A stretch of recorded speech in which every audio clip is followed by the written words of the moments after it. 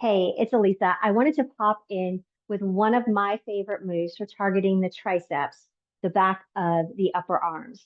And this can be an area of concern for a lot of women as we get a little bit older. But this uses a chair, or you can use other things. You can get creative depending upon what you have around you in your home.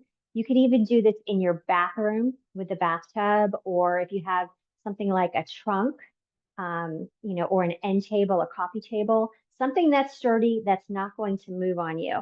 So we're going to take a seat on the chair, and you want to make sure you're secure. Your feet are in line with your knees and your hips, and then we're going to place our hands next to us. So first, just coming into this move might feel a little scary, but we're going to do exactly what the exercise is called, which is a dip. So we're going to dip down, and then the real work is when we press up. So we press down or we dip down and then we press up. So we can do this a few times depending upon how this is feeling. And if you need to take a break, you can always come into that up position, come back onto the chair or your tub.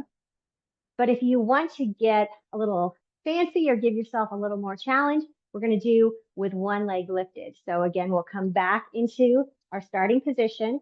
We can extend a leg, keeping that knee soft, and we'll come down and lift, down and lift. We'll switch sides. And you can do several on each side if you'd like. What I'd recommend is whether you're doing the version with your leg up or your both legs on the floor, both feet on the floor, start small. Do a few, notice how that feels, and do a few, every day. Maybe start with doing 3 or 5 or 10 every day and start to notice how that adds up. And maybe you'll start to notice a little more definition and tone on the backs of your arms.